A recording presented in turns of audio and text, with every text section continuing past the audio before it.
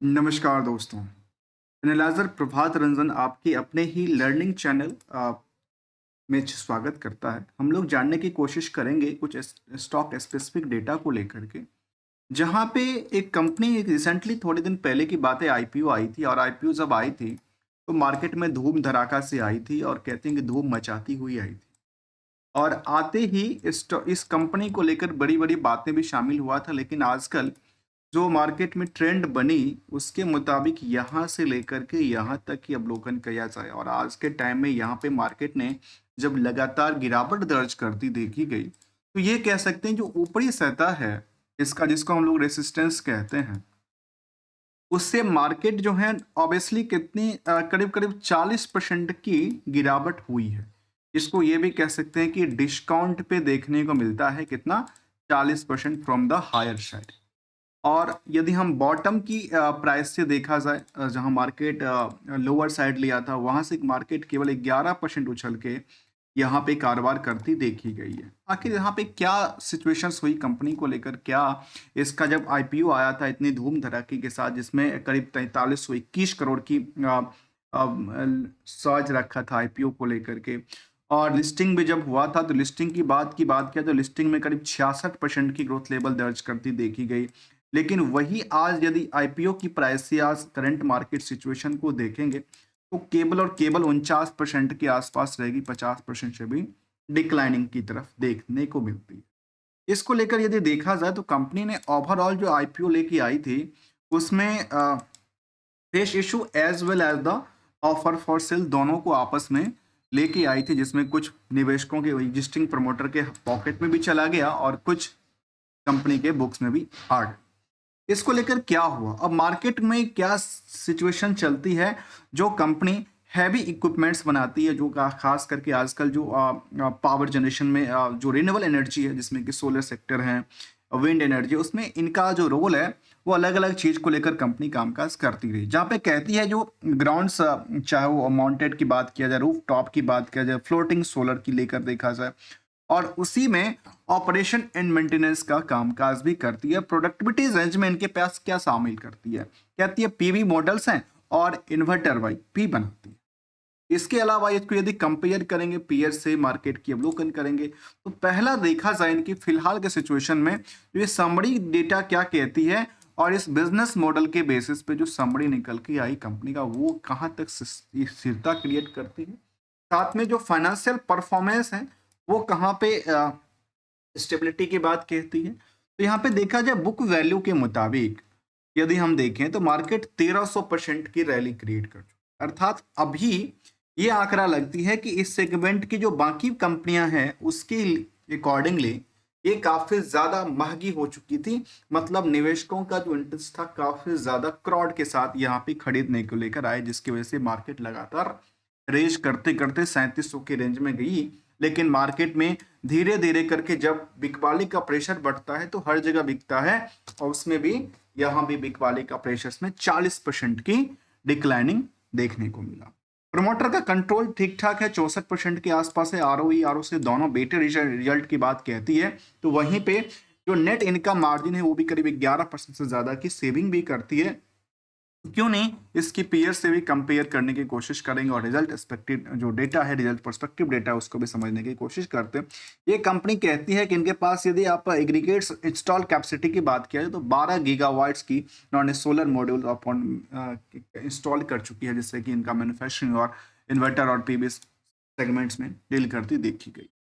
एक चर्चा करते हैं इसी क्रम में, मैंने एक स्टडी किया था, मुझे ऐसा याद है मैंने 1 साल पहले से ज़्यादा जब मैंने स्टार्ट किया था अपने इस चैनल को और लर्निंग के पॉइंट ऑफ व्यू से, तब मैंने किया था एक लर्निंग किया था सोलर सोना और हीरा से बेटर। कि मैंने ऐसा क्यों कहा था, क्योंकि सोलर सेगमेंट में काफ़ी ज़्यादा मार्केट की डिमांड है, क्योंकि ये एक ऐसी कह सकते हैं प्रोसेस है जहाँ पे आप इलेक्ट्रिसिटी आप घर पे भी जनरेट कर सकते हैं, यहाँ पे रूफ टॉप वाली सिचुएशन क्रिएट हो।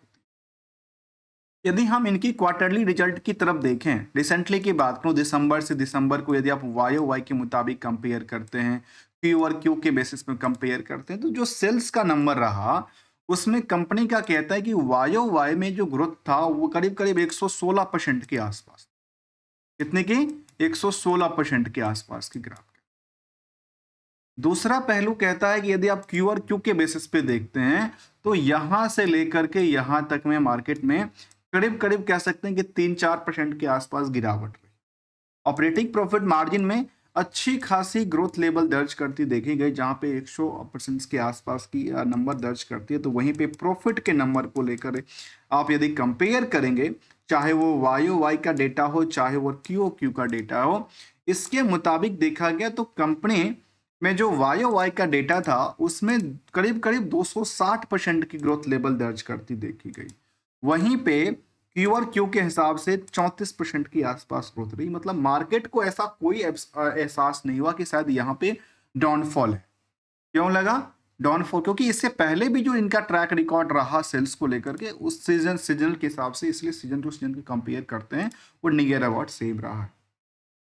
जहां तक ईयरली ग्रोथ है तो सेल्स लगातार बढ़ा है, प्रॉफिट का आंकड़ा अप ट्रेंड रही है और रिटर्न ऑन इक्विटी भी इनके लिए सपोर्ट लेवल की तरफ इशारा देती है। तो मार्केट में जो एक चिंता की बात, ये जो मार्केट में भारी जो गिरावट हुई, इसके पीछे वजह क्या था? इसके पीछे वजह था, कहते हैं जो वेटेज, जो स्टॉक की वैल्यू था वो इसमें वेट ज्यादा था।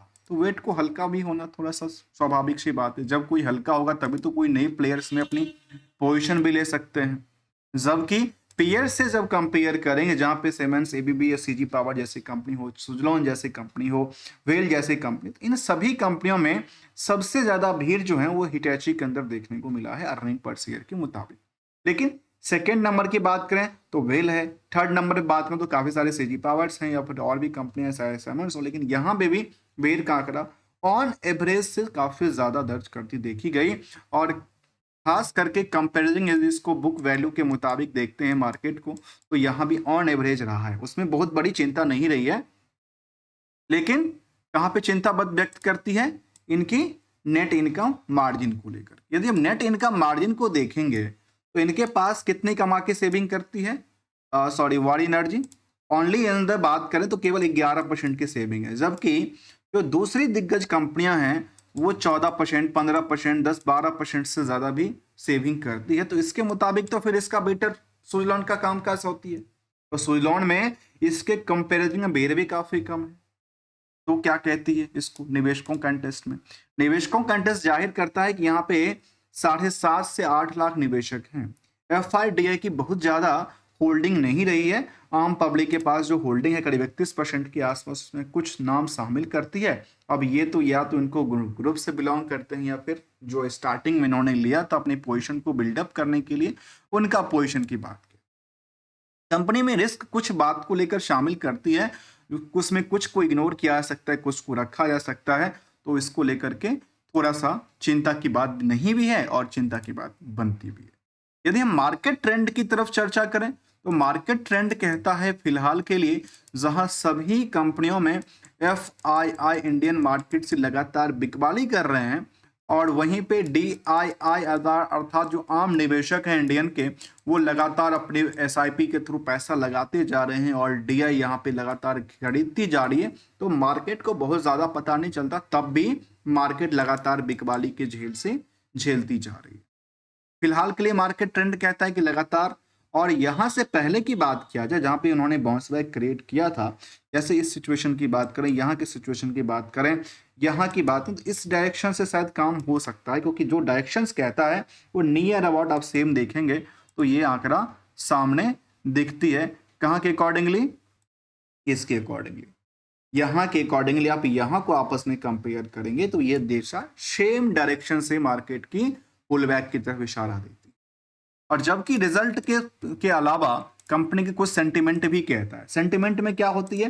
कुछ इनके ऑर्डर्स बाद गए, कुछ इनके लिए कुछ बड़ी हलचल क्रिएट हो जाती है, इससे मार्केट में कुछ बड़ी रैली भी आ जाती है, जिससे कि लगता है कि शायद इनके सेल्स से ज्यादा बढ़ने के चांस क्रिएट कर।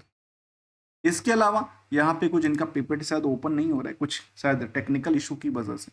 पर जो पार्टों को हमने समझने की कोशिश किया उसके मुताबिक मार्केट में इनको सस्टेन करना थोड़ा सा अभी फिलहाल के लिए मार्केट ट्रेंड के मुताबिक गिरावट है, लेकिन धीरे धीरे करके मार्केट सस्टेन करने की चांस क्रिएट करते हैं, क्योंकि इनके पास जो कारबार है वो सेगमेंट कौन सी है? सोलर सेगमेंट, जो कि इंडिया में आजकल सबसे ज्यादा डिमांडेबल है और कंपनी कामकाज करती रही तो शायद बेटर रिजल्ट भी लेके आ सकते हैं। विदाउट किसी ट्रेडर और एडवाइजरी हेल्प को लेकर के only as learning point of view से लेके आते समझने की कोशिश करते हैं। यदि लर्निंग्स में आपको अच्छा लगा हो तो वीडियो को लाइक, चैनल को सब्सक्राइब करना मत भूलेगा। थैंक्स फॉर द ज्वाइनिंग दोस्तों।